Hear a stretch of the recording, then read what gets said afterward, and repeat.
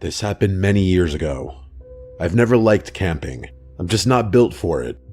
The dirt, the bugs, the uncomfortable nights in a sleeping bag that somehow always end up feeling like a rock by morning. Unfortunately, I've been camping more times than I can count, though never by choice.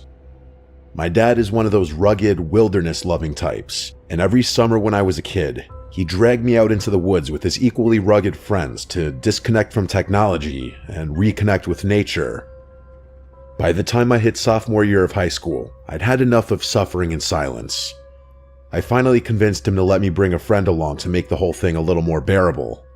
To my surprise, he agreed without much fuss. So I brought my friend Charles from school. Now, you'd think bringing Charles would have made it worse, considering he was a hardcore Boy Scout back in the day and actually loves camping, but Charles was cool about it. He teased me for hating it, but he wasn't one of those "you're not a real man if you don't love the outdoors" types. Plus, I figured if I had to suffer, at least I'd be suffering with someone who knew how to make a fire and pitch a tent without turning it into a full-blown disaster. He was stoked to come, partly because he loves camping, but also because, back then, he looked for any excuse to get away from his parents. Unfortunately, the trip didn't go as planned from the start. It turned out that one of my dad's friends had messed up the campsite booking. Instead of some remote, peaceful spot deep in the woods, we ended up at this crappy, overdeveloped campsite. I'm talking indoor bathrooms, paved walkways, and even a playground for little kids. It wasn't camping. It was basically glorified backyard living, or glamping, I guess. To say my dad was upset would be an understatement. We didn't even discover the worst part until a few hours later. Right next to the campsite was a mini amusement park. I'm not joking, an actual amusement park with carnival games, a Ferris wheel, and a handful of roller coasters. It's surreal, those two settings were never supposed to collide. An amusement park and a campsite. Everyone was pissed. My dad and his friend grumbled about how this wasn't real camping, and Charles wouldn't shut up about it either. "This isn't real camping," he kept saying, as if I needed the reminder. It started getting annoying because Charles kept making jokes about my family, as if we didn't know what real camping was. Now, as much as I hate camping, I know what it's supposed to look like, so I was getting annoyed that Charles was suggesting otherwise. I told him to knock it off, and he did. The whole situation sucked. We had driven hours out to the site. It wasn't like we could just turn around and leave. So, with no better option, we made the best of it. The grown-ups sulked for a bit, but eventually got to work setting up the camp. And Charles, of course, stepped up like it was time to shine.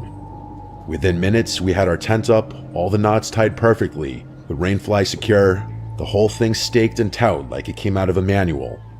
Even my dad, who never really gave compliments unless someone was bleeding or unconscious, nodded in approval, which got under my skin a bit. Charles and I were sharing a tent, and once everything was set up and dinner was done, we slipped away for a bit under the excuse of organizing our stuff. The truth was, Charles had brought a little metal pipe and some weed in an old Altoids tin. Nothing crazy, just enough to take the edge off. I should mention that Charles and I were in that delinquent phase of life, where we liked causing trouble and hanging around in places we didn't belong. I don't smoke weed anymore, and part of me will always wonder if the only reason I ever did was because I was trying to stick out and defy the norm. Anyway, the two of us snuck into the woods and smoked, chuckling to ourselves the entire time. I don't think either of us were worried about smelling, since we'd probably be avoiding the adults for the rest of the night. We finished our session and made our way back to the tent. After a few hours of just chilling and talking about some of our other friends from school, we both agreed that we had way too much energy to sleep. Charles had a very mischievous grin on his face, and I could only imagine what he was thinking. He suggested we go explore the campsite, and I was skeptical. That is, until I realized he meant explore the amusement park, which instantly piqued my interest. He said it would probably be a piece of cake getting to the top of one of those roller coasters. Climbing stuff was something we loved doing back then, and the thought of climbing a roller coaster was exhilarating. So after we were sure everyone was asleep, we made our move. It was really late by then, well after midnight. We grabbed our flashlights and headed to the fence surrounding the park. It wasn't even that hard to climb, just a little boost from Charles and we were in. The place was dark, but there were security guards patrolling, and every so often, we'd hear the hum of a golf cart making its rounds. It felt like we were in some kind of stealth video game, sneaking around and trying not to get caught. We progressed through the park slowly, ducking behind buildings and keeping an eye on the patrol. At one point, we had to sprint across an open stretch of road to avoid a guard. It was actually really thrilling, but also scary as hell. It's a hard feeling to describe. Everything seemed like a game, but both of us knew the consequences would be harsh if we were caught. We finally made it to the base of the roller coaster, and from up close, it looked way bigger than it had from the campsite. We spotted the maintenance stairs running up alongside the main ascent and didn't hesitate. The metal rungs clang softly under our feet as we climbed, one step at a time, trying not to make too much noise. There were no railings for part of the stretch, which was actually kind of terrifying.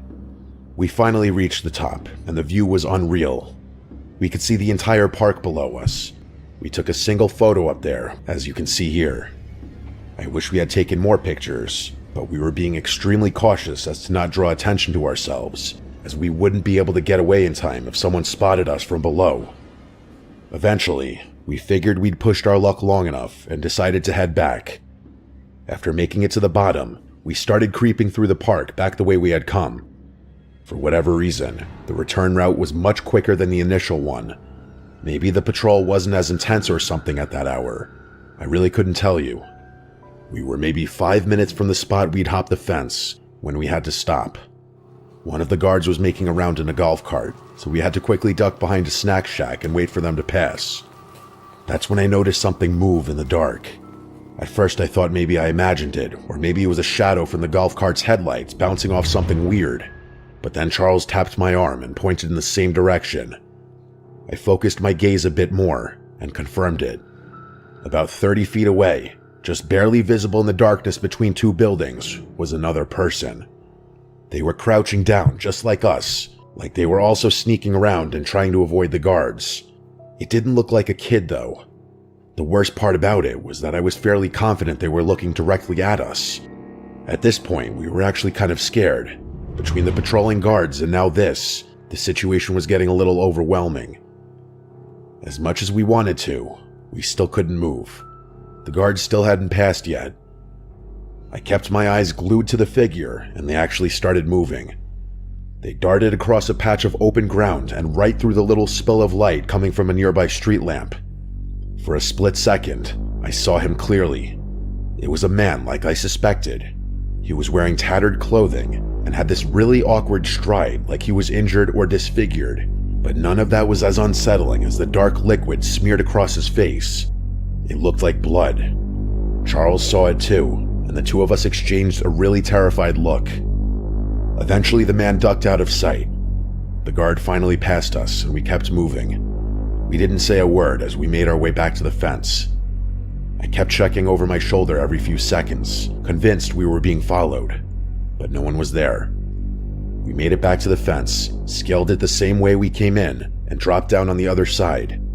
The difference was, this time we didn't laugh about it. All I wanted was to be back in the safe confines of our tent. I could tell Charles was thinking the same thing. By the time we made it back to our tent, neither of us brought up sleeping. We just lay there in our sleeping bags trying to make sense of what we'd seen. The best we could come up with was that it was some homeless guy doing God knows what. A stupid explanation, I know, but we couldn't think of anything else. The next morning started off normally. We got up, had a bite to eat, and started packing our gear to go fishing. But around 10 a.m., one of the camp staffers came around to our tent site and gave us an announcement that the whole campsite was supposed to hear. Apparently, a man had been stabbed and killed the night before at a lake about 4 miles away from the campground. They weren't giving many details, but the guy who did it was still on the loose, and the local sheriff's office had asked all park rangers and campsite staff within a certain mile radius to be on high alert. They described him as a disheveled white male in his late 30s, shirtless, possibly bleeding, or with blood on his clothes. Then they instructed us to pack our things and leave for our own safety. Charles and I instantly connected the dots. It must have been that guy we had seen the night before. We kept our mouths shut. We didn't tell my dad. We didn't tell the rangers, and I still don't really know why. I know I'm going to get a bunch of hate for this, and I get it. But at that age, I was more convinced with staying out of trouble than anything else. I still kick myself for not speaking up. My statement could have led to the capture of a dangerous person who may have gone on to commit more crime. I'm still close with Charles. We went to the same college, graduated together, and work in similar fields. This experience is something we don't often talk about, though. If I'm being honest, I think Charles feels much more guilty about not speaking up than I do. Mistakes and regret aside, though, I think it's crazy that my friend and I were mere feet away from a murderer on the run. I don't like thinking about what could have happened had we crossed paths that night.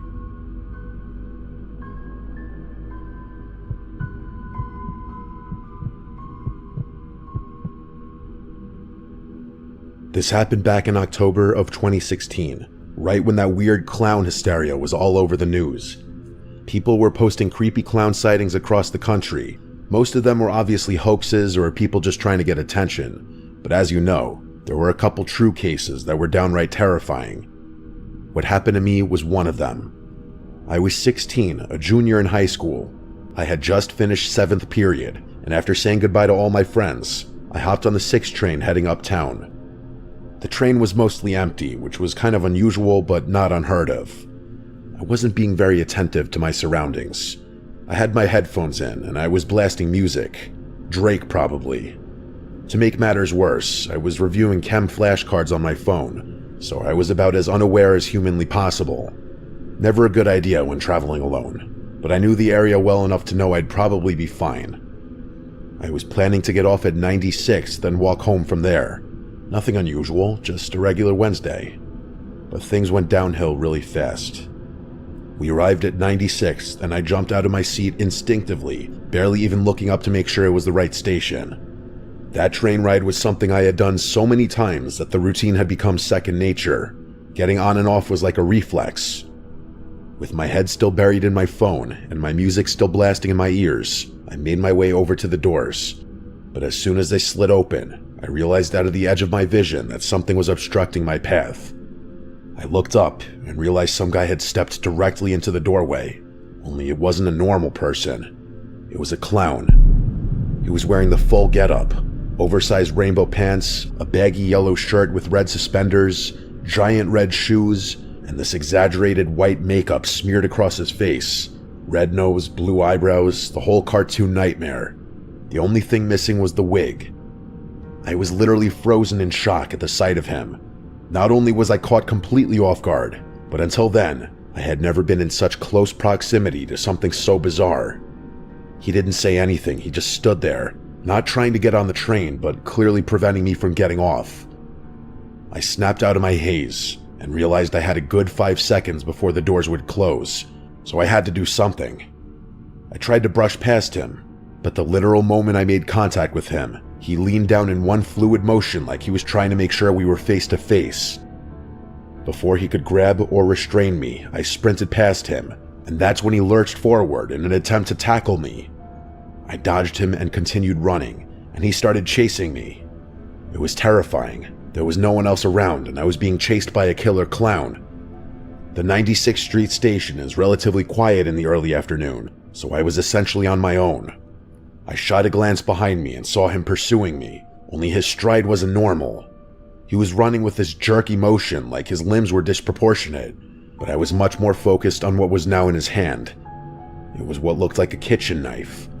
I didn't know where he had been hiding it or what his intentions were, but I didn't care.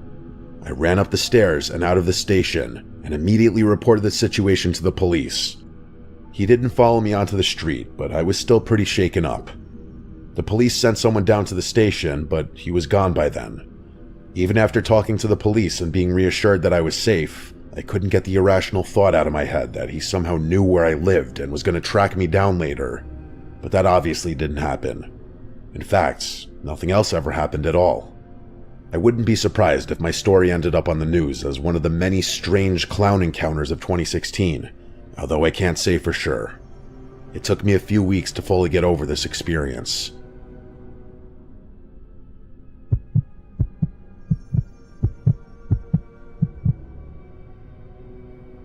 This isn't your typical scary story, but I promise it's worth a listen. I was 2 years out of undergrad when the whole thing started. While I was technically getting an online graduate certificate at the same school I had obtained my bachelor's at, I still had a ton of free time on my hands. During that period of my life, I was jumping around from odd job to odd job, looking for any old gig to fill the hours and help me stack some cash. Let's just say Indeed was my best friend at the time. I honestly found 90% of my leads from that one website alone. I was getting tired of door dashing around the same 6 neighborhoods for minimum wage, so I decided a change of pace was in order.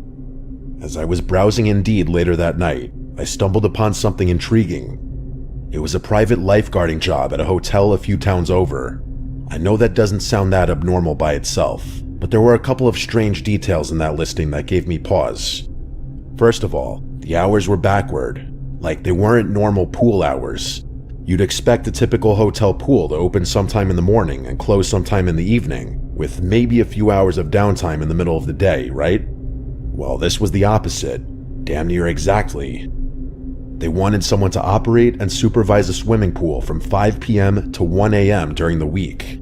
It was basically a night shift for a pool. That wasn't the strangest thing, though. The requirements explicitly requested an individual who didn't speak Spanish. Let me repeat that.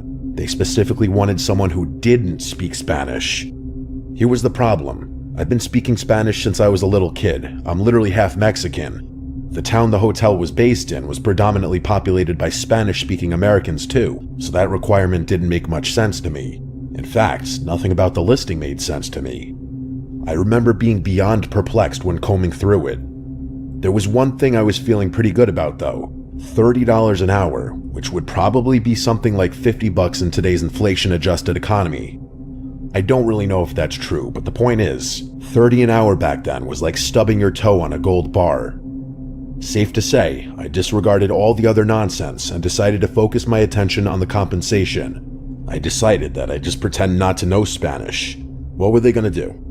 The gig must have been either brand new or in really low demand, because I heard back and was actually invited to interview within a few hours. Fast forward to the first day, I pull up to the hotel, and everything looks exactly how you'd expect. This pudgy Mexican-looking dude comes out to greet me, and the two of us exchange information and have a laugh. He was actually really friendly and pretty funny too, and his amiable demeanor put me at ease a little. But as we were walking into the complex, this other, taller guy turned a corner and started staring me down. I could tell right away that I was being profiled, and I started wondering whether having the first person to greet me behave so unimposingly was a ploy to get me to lower my guard. The second guy walked right up to me and started communicating with me in Spanish.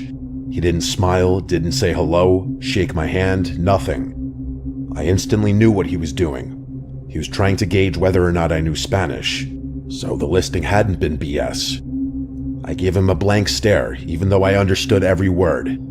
He wasn't saying anything crazy, by the way. He was just rambling about the weather or something. It wasn't important enough to remember. After a few seconds, I turned to the first guy, who turned to the taller guy, and then the two of them burst out laughing, like they had both been in on some practical joke. The taller guy flashed a smile, outstretched his hand, and said he was just messing with me. I went along with it, but I was a little weirded out. He introduced himself as Jefe, and the bigger guy as Esteban. The three of us walked through the complex to get to the pool, and the taller guy, who I assumed was the one in charge, started talking me through the job. According to him, they needed someone to work later hours because they wanted to increase revenue, and they were going to start charging non-guests just to use the pool. I didn't even know if that was legal, but I wasn't about to start complaining. I was told they wanted someone who didn't speak Spanish because it would prevent rowdy outsiders from trying to harass me, which I didn't fully understand, but went along with it anyway. My responsibilities were as follows. Lifeguard, obviously, collect money from non-guests trying to enter the pool, and call Jefe if there was any sort of problem. And there was one more thing. Jefe told me that if anyone showed me a blue wristband, I was to let them into what he called the pool house, which was a huge building behind the lifeguard stand. I didn't ask questions. The first week was really chill. The first few weeks, actually. A lot more people used the pool than I was expecting, so I had my work cut out for me. I collected money from outsiders and kept an eye out. No one showed me a wristband. The first time someone did show me a wristband was about a month in. On some random day, This buff Hispanic guy in shades and a white button-down shirt walked up to me, clearly not knowing a lick of English. He showed me his wristband, and I unlocked the pool house. About an hour later, he emerged and began walking towards the exit gate. The pool house door locked automatically, so I didn't have to interact with him or get down again, but I watched him leave. His backpack looked significantly more full than it had when he arrived, but other than that, everything was normal. Over the next few weeks, more and more people started showing me wristbands, and a lot of them started showing up together. More and more non-guests started using the pool too, because I began collecting a lot more money than I ever had. At one point, I realized I was actually collecting too much money, like people entering the pool would overpay me by a crazy amount on a consistent basis. I called Jefe about it, and he told me not to worry, saying that people made mistakes all the time. I could tell he didn't want to talk about it more than he had to, because he hung up the phone while I was mid-sentence. Amidst everything fishy that was going on, that short, harmless phone call confirmed to me that I was involved in something more than just lifeguarding a swimming pool. Only after hanging up the phone did the true gravity of the situation hit me. My mind started smothering all the noise until there was a single thought I couldn't purge from my brain: money laundering. I didn't know what to do. On the one hand, my intuition was telling me I was involved in something illegal and should get out of there immediately, but on the other hand, I had no safe way of confirming that suspicion and didn't want to forfeit $30 an hour over nothing, so I kept my mouth shut and kept the job. After that moment, though, I started piecing everything together. The pool house, or the building I'd been told was a pool house, was clearly where the shady stuff went on. Illegal gambling, drug trafficking, something worse, whatever it was happening right behind me every single day, obstructed from view by only a single locked door. Patrons of the pool started getting more friendly with me, especially the wristband wearers. Strangers began learning my name, and I went from solely collecting money to collecting tips, high fives, and greetings too. As people got more comfortable with me, they started talking in front of me. I'd catch pieces of their conversation in Spanish, and let's just say all my suspicions were confirmed. Admittedly, the added benefits made overlooking everything else much easier. Plus, my hands were clean. I was being employed to perform a job, which was exactly what I was doing. Speaking of the job, I actually had to rescue a drowning child a few days later. He wasn't anything overly heroic, just a kid who strayed too far into the deep and clearly couldn't swim. But when I returned to the surface of the pool, everyone gave me a standing ovation. It was a really unique feeling. After that, Jefe actually came down from wherever in the hotel he had been and thanked me personally for doing such a good job lifeguarding. He said he owed me his life, which I didn't understand until I realized the kid I saved was actually his son. The next day, Jefe, Esteban, and a bunch of other dudes, some of whom I recognized as wristband wearers, were all waiting at the gate to greet me with a glass of wine. That obviously felt great, but the good feeling didn't last. After everyone toasted me, one of the men made a toast in Spanish. I don't remember what was said verbatim, but it was not a pleasant speech. He was basically toasting all the money they were making and all the, quote, lives they were destroying, whatever that meant. Everyone laughed and drank, but that was the moment that made me realize I had gotten addicted to something seriously insidious. No amount of money and tips should have justified me staying at that hotel that long, and yet, regrettably, I had. The next day, my mom called me while I was at the pool. I'm not going to get into it, but my mom, rest her soul, never called me unless it was something really important, so I had to answer. I got down from my stand and went over to what I thought was a private little alcove so I could have some privacy. My mom only ever spoke Spanish, so naturally I had to talk to her in Spanish. I don't remember what she called me about. What I do remember is that after hanging up and turning to head back to the pool, Esteban was standing directly in my path, staring at me. He did not look like that same friendly guy I had met on my first day at the pool. After a really awkward pause, he asked how long I knew Spanish. I played dumb, saying I was just practicing it with a friend and wanted to learn, but I knew he saw right through me. He just kept staring at me like he was contemplating something. My heart started racing, and I felt like he was debating whether or not to harm me. Eventually, he just said, okay, and turned around, and I immediately went right back to my post. I debated leaving, but couldn't force myself out of the chair. They might have taken that as a sign of guilt, I could have been failing a test. They probably knew where I lived. Those were all thoughts racing through my mind as I prayed for my life, frozen to that chair. A few minutes before my shift ended, Hefe came up to me and told me to arrive an hour early the following day, as he'd have a new opportunity to offer me. Then he tipped me a couple $100 and walked back into the hotel. When I left the hotel that day, I never returned. No way. That situation had no good ending. I don't think I was ever followed home, but for months after that I was a paranoid wreck. Every van or suspicious-looking car on my street freaked me out, and there were nights where I just stayed awake for hours, thinking about the situation. Even after all these years, there are things about it I don't understand.